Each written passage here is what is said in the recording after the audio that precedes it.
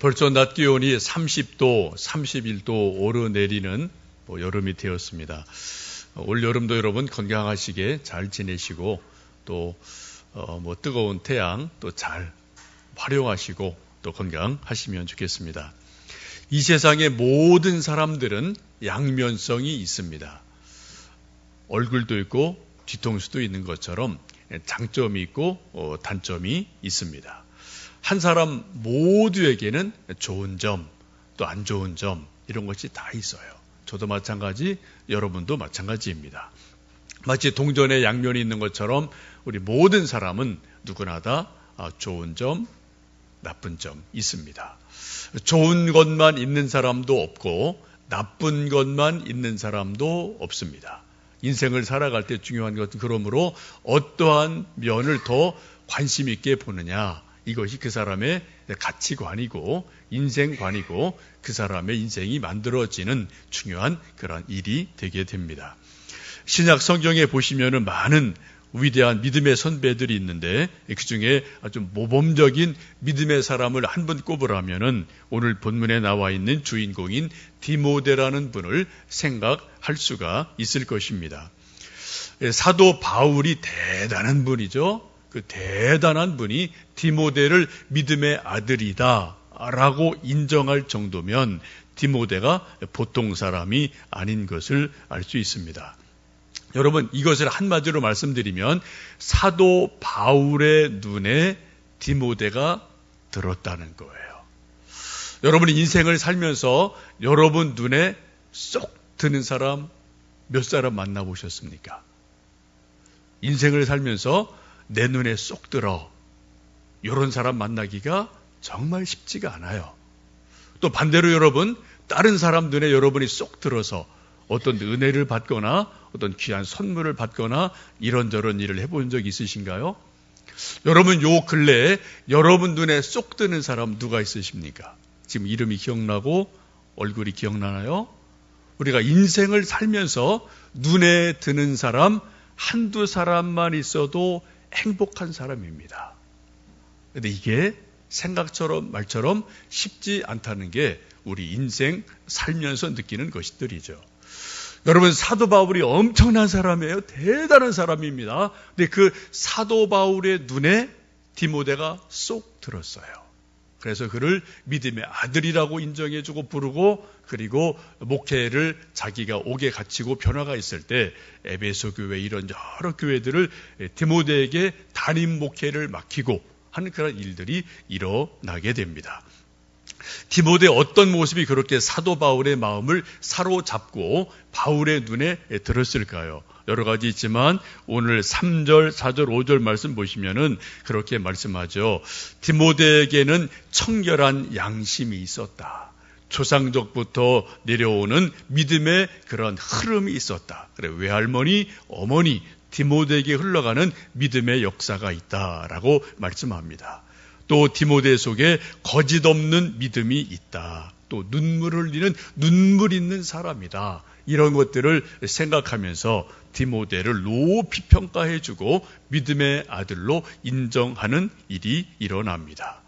이렇게 훌륭한 디모데도 세월이 지나가면서 뭔가 조금 변화들이 일어나고 디모데의 약점, 디모데의 연약함들이 일어나게 됩니다. 오늘 본문의 말씀은 사도 바울이 옥에 갇혀 있으면서 거의 인생 마지막 부분에 믿음의 아들 디모데에게 쓴 겁니다. 옥중 서신이라고 말하죠. 오늘 8절 말씀 보시면 그렇게 말씀합니다.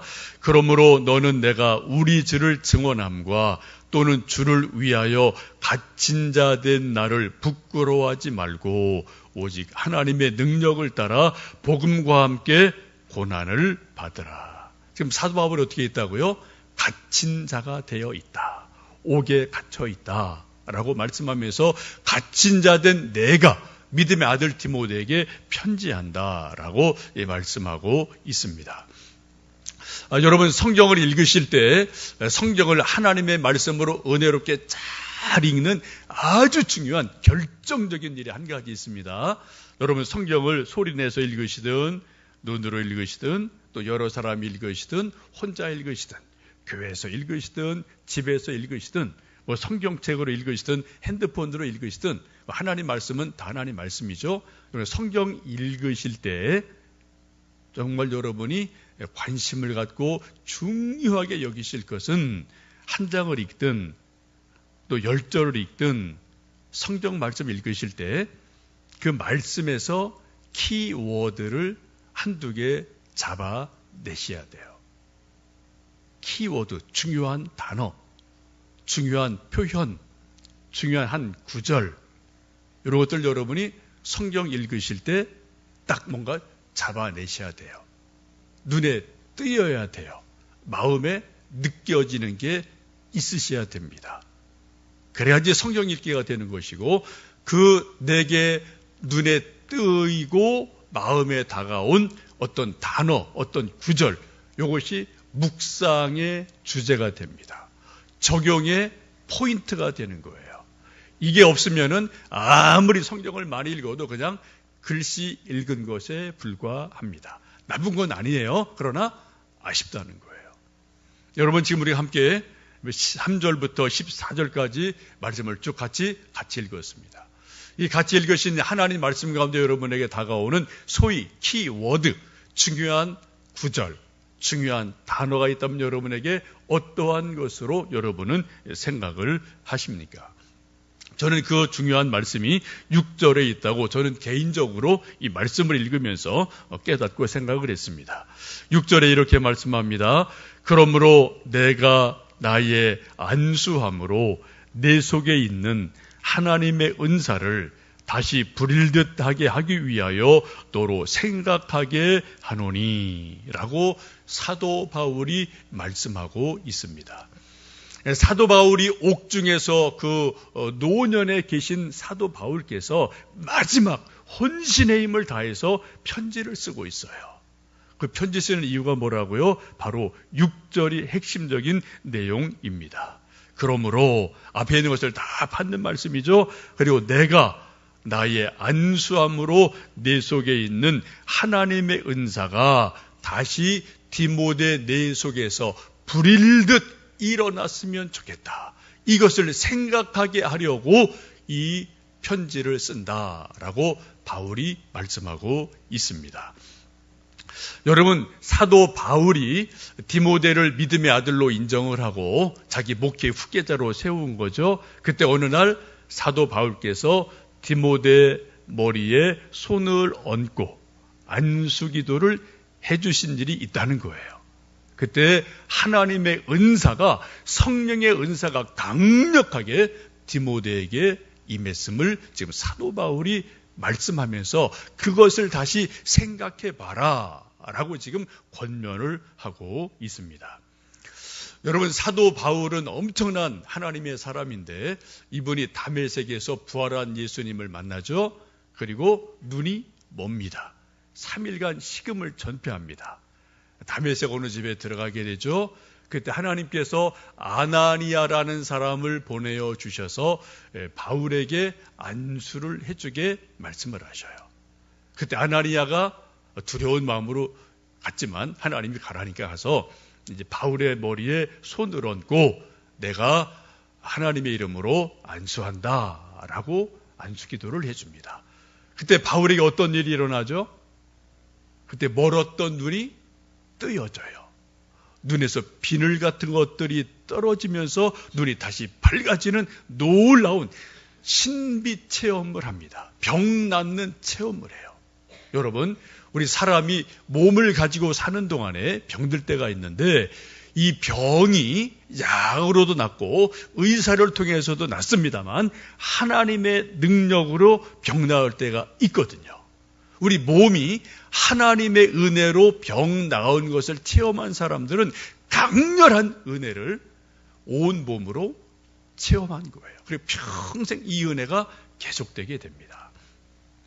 저희 어머님 이제 연세 높으셔서 좀 걷는 거 힘들어 하시지만 제가 어릴 때 하도 많이 들어서 지금도 그 말씀을 기억해요. 아주 옛날에 시골에서 분주하고 바쁘게 사실 때 아기 낳고도 뭐 하루 이틀 있다 바로 또 뭐 들로 산으로 일하러 가셔야 되고 뭐 이런 형편이었을 때 이제 몸이 뭐 부실하셔서 이 무릎이 다 다쳐서 뭐 제대로 걷지 못하시는 큰 어려움이 있을 때 언젠가 이제 저희 시골 교회 황두연 목사님이라는 분이 이제 부흥회를 오셨대요.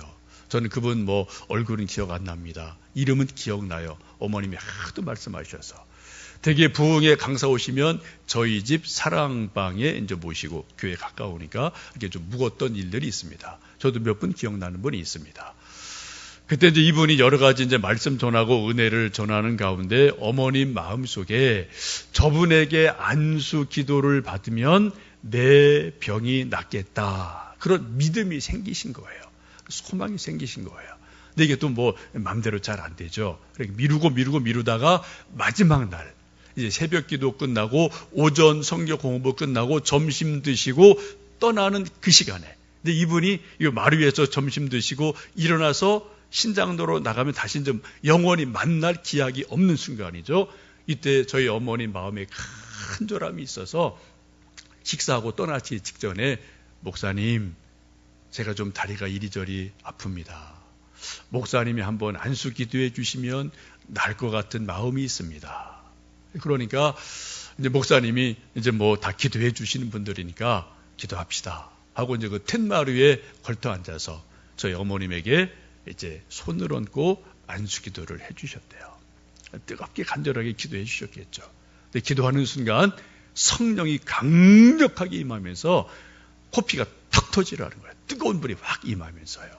그리고 온 몸이 뭔가 가벼워지는 느낌을 강력하게 체험을 했답니다. 이제 막 기도를 하시고 코피는 또 막 피가 줄줄줄 나오고 그랬더니 이제 어머님 기도 받으시는 가운데도 이제 목사님 양복에 피 묻으면 안 되니까 이렇게 또 걸레로 또 막 피를 훔치고 목사님은 기도하시고 이런 시간이 있었대요.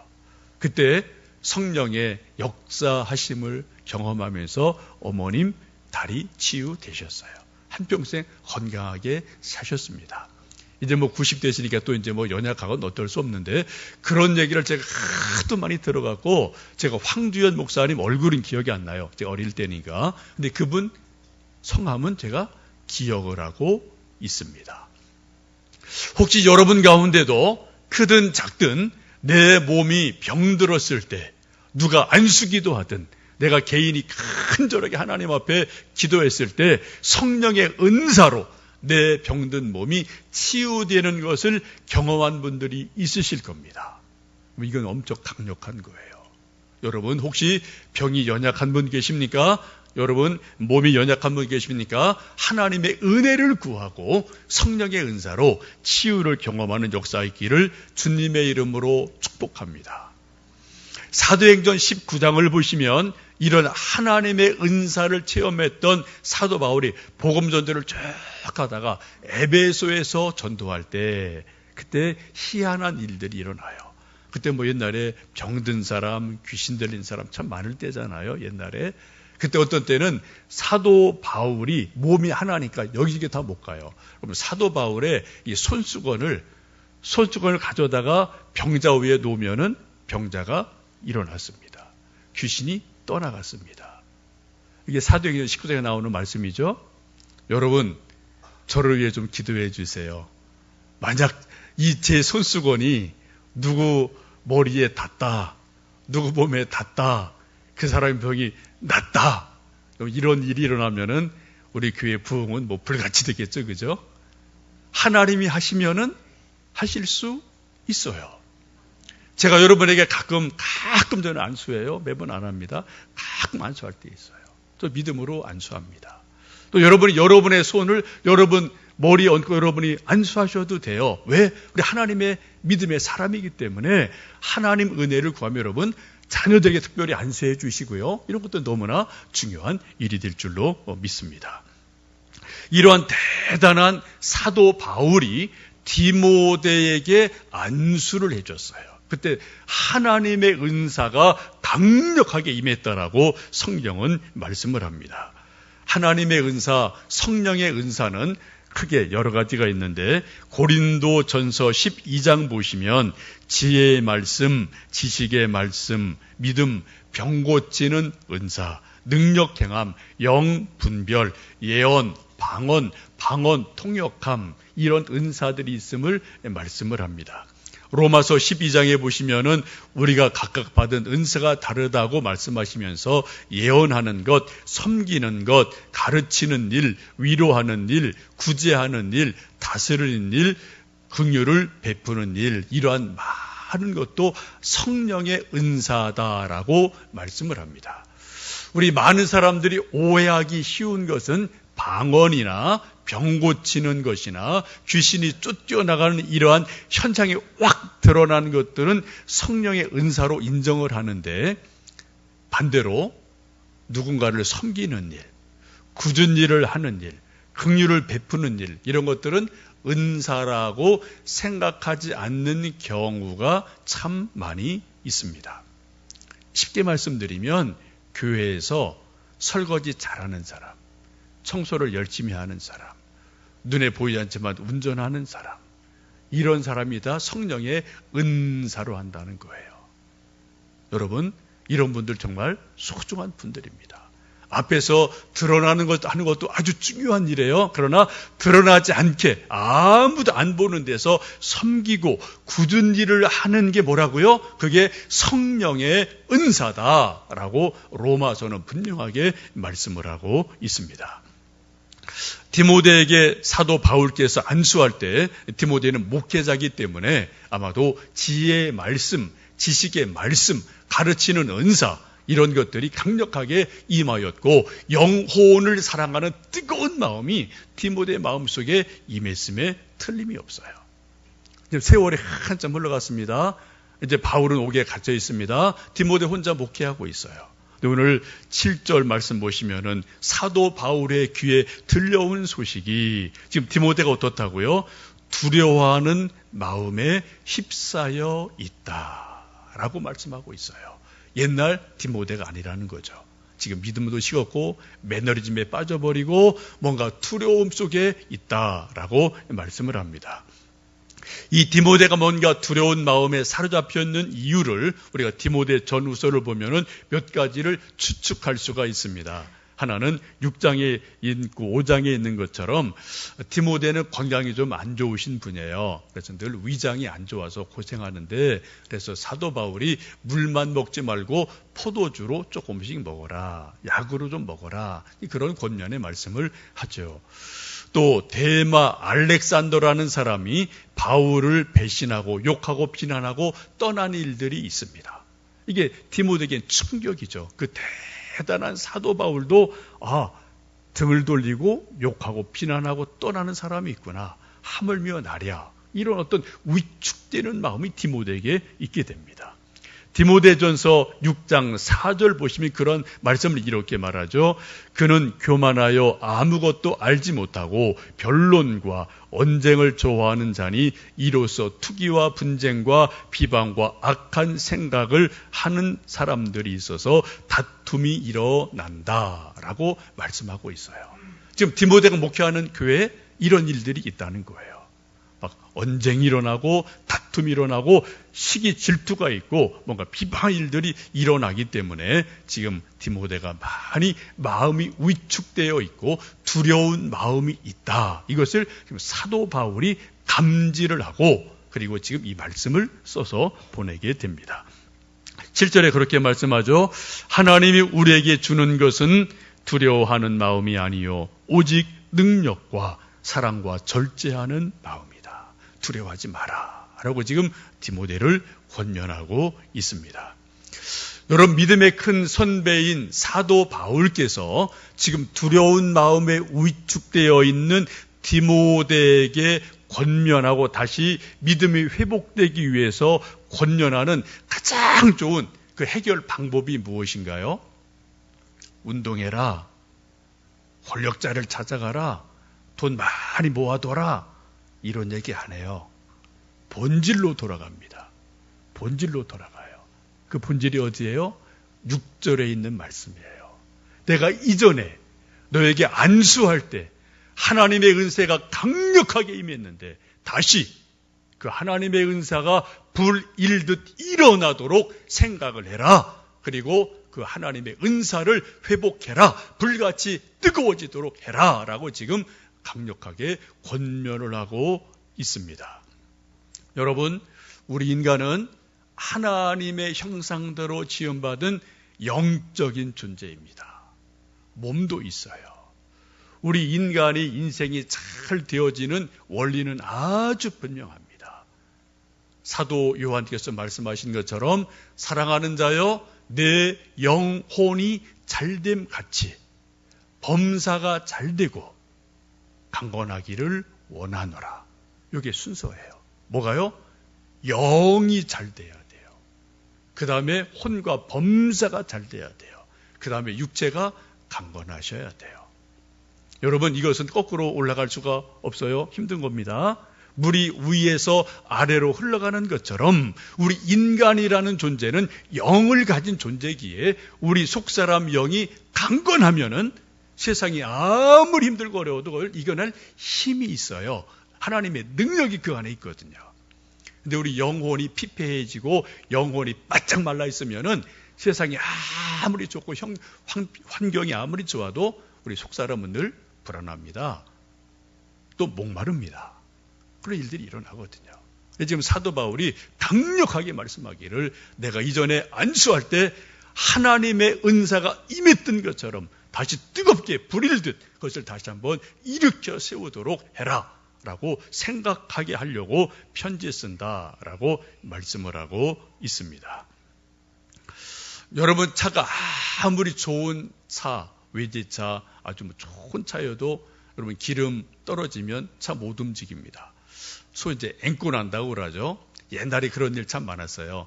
이게 좀 이게 바늘이 좀 뭐 시원찮든 또 고장 나는 게 있어서 기름 있는 거로 알고 이제 막 가다가 도로 중간에 차가 떡 서서 오도 가도 못한 일들이 옛날엔 참 많이 있었죠. 그래서 뭐 옆차한테 빌려 쓰기도 하고 또 뭐 누가 또 이제 전화해서 뭐 오토바이로 이제 실어주고 하는 일들이 있지 않았습니까?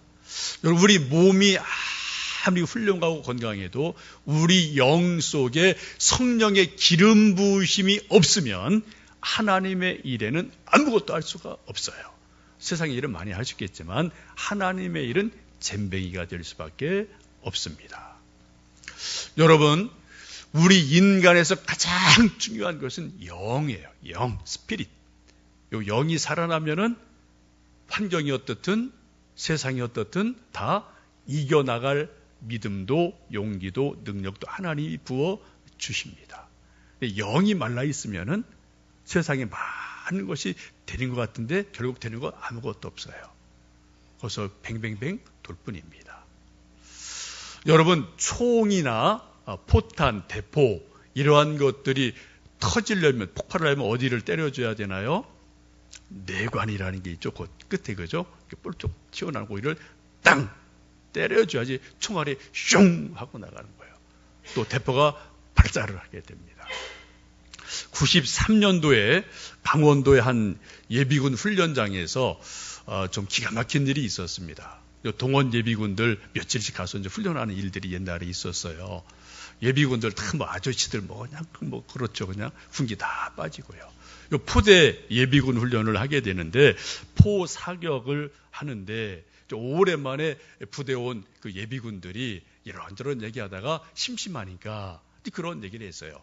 이 155mm 이 포가 그냥 망치로 때리면 이게 터질까 안 터질까? 근데 이런 얘기를 이제 예비군 아저씨들이 뭐 서로 막 이러고 저러고 한 거예요. 두 파로 갈렸습니다. 터지는 파, 안 터지는 파. 두 파로 딱 갈렸어요.